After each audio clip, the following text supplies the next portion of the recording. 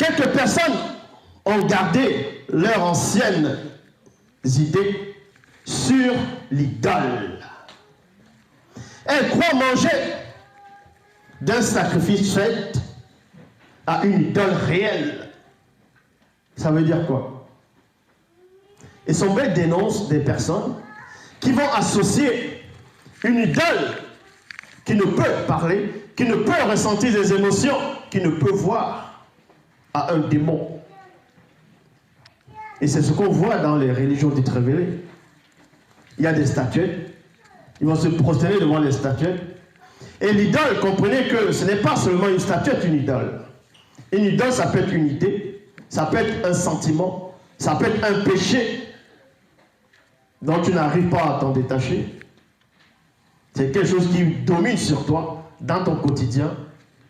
Tu veux sortir de cette chose, mais tu n'y arrives pas. Parce que tu vénères cette chose. Tu adules cette chose. Et cette chose devient une idole. Une idole peut être le mensonge, la colère, l'orgueil. Parce que tu aimes ça. Plus que tout, ça devient l'idole. Donc comme je dis ici, l'idole n'est pas seulement une statue. Parce que derrière une idole, derrière une idée qui n'est pas selon le verbe de Loba, il y a une manifestation. Et cette manifestation sont l'inspiration d'esprits, de démons religieux de haut rang. Et son père avait capté cela. Il avait percé le secret du monde occulte, l'organisation de Satan, à un point que Satan lui-même était obligé d'envoyer un ange, un ange déchu, pour pouvoir perturber et sombrer.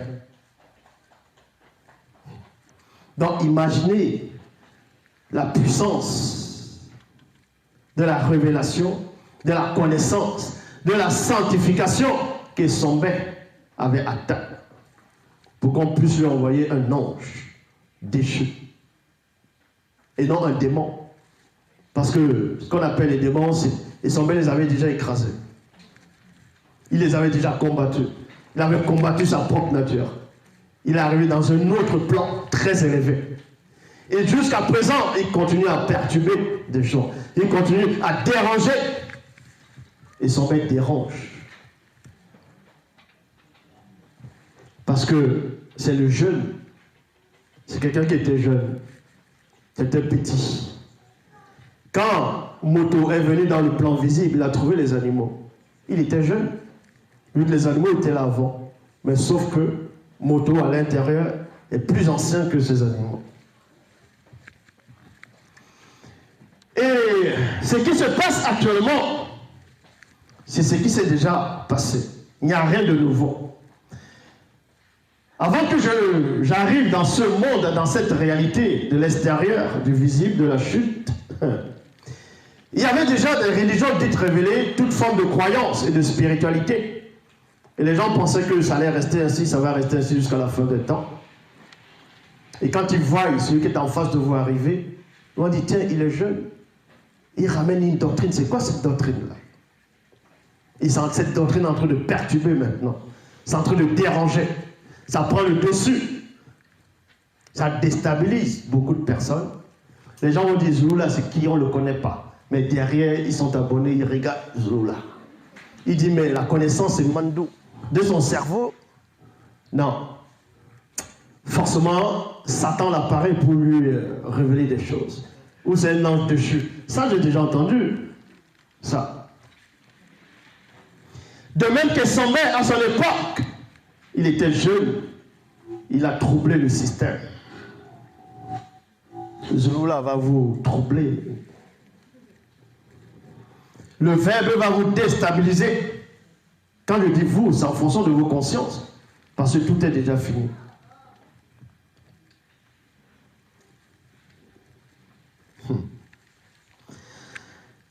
Elle croit manger d'un sacrifice fait à une idole réelle et, virgule, par suite de cette faiblesse, virgule, leur conscience perd sa pureté.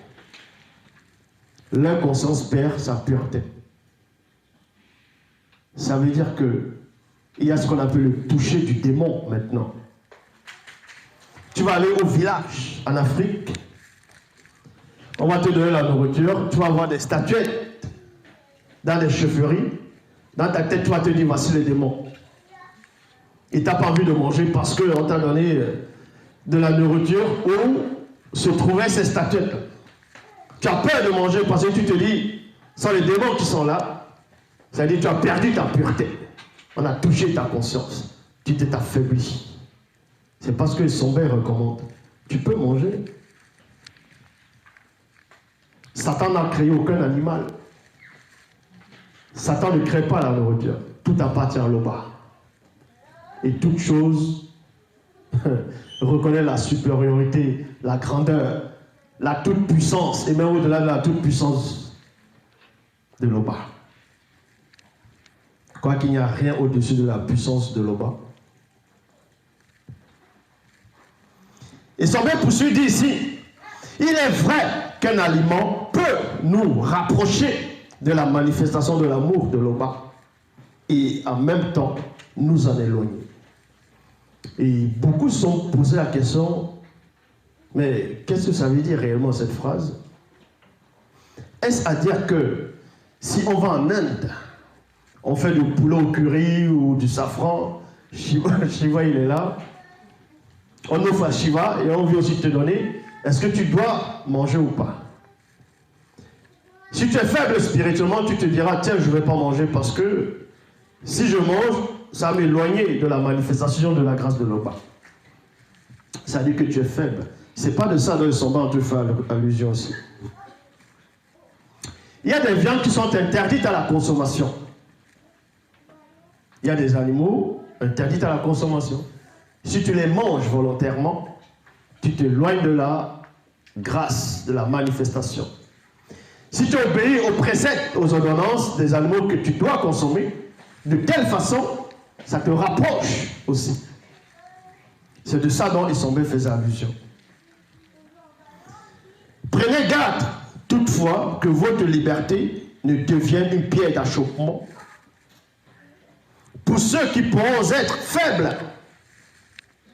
Il dit, prenez garde, néanmoins. Ça veut dire que si je vais dans un temple, si on m'invite dans un temple, il y a des statues dans la temple. Beaucoup de statues, des représentations de démons, de divinités, des choses qui ne servent à rien. Et là-bas, ils font une fête à l'honneur de leur fausse divinité. Le mouton, l'agneau, d'autres formes. Et ils te donnent ça. Toi qui es fort spirituellement, toi qui as la connaissance, tu vas devant un jeune converti qui vient d'accepter le verbe de l'Oba. Lui se dit, on est en train d'offrir cette viande-là, cette nourriture à ses idoles. Donc lui ne peut pas manger parce que cette nourriture est souillée. Toi, tu sais que la nourriture n'est pas souillée. Parce que ta simple présence va purifier cette viande-là. Mais vu que tu es fort spirituellement et l'autre est faible, et son bête te recommande de ne pas manger de cette viande-là devant cette personne. Ce n'est pas de l'hypocrisie, c'est la prévention.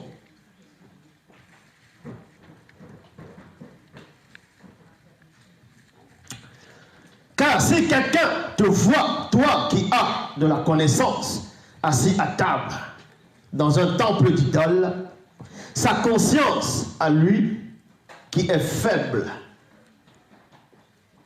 ne le porterait-elle pas à manger des viandes sacrifiées aux idoles? Point d'interrogation. Ça veut dire qu'il y aura une forme de confusion.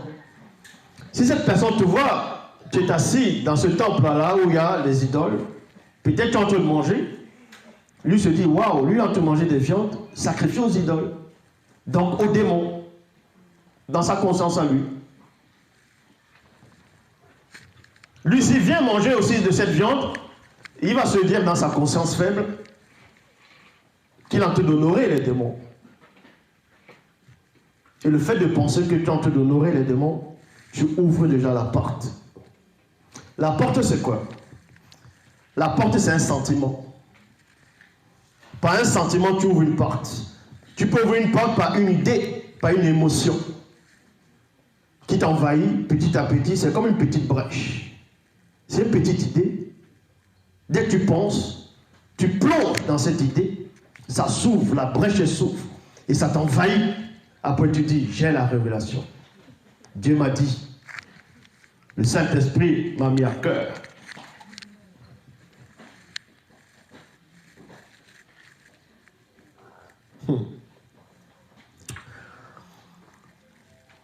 Et ainsi, le faible périra par ta connaissance.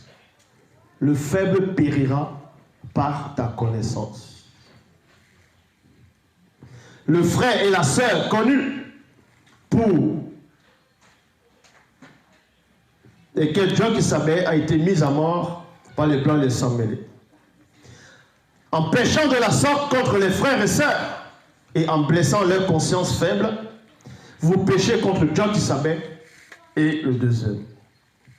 C'est pourquoi, virgule, si un aliment scandalise mon frère ou ma sœur, je ne mangerai jamais de cet aliment devant eux. Il y a virgule. Afin de ne pas scandaliser mon frère ou ma sœur. Il y a quelqu'un qui avait appliqué cela, mais dans le mensonge. Devant moi, ce n'est pas quelqu'un qui a accepté le verbe de Loba, c'était un musulman. Et c'était le ramadan. Devant moi, je le vois, il avance, il prend du jambon, il mange, je le regarde, il fait...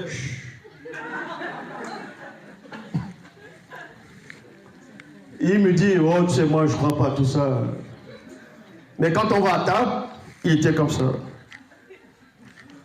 Comme s'il avait faim. C'est ce qu'on appelle l'hypocrisie. Donc les gens pensent appliquer la loi du verbe.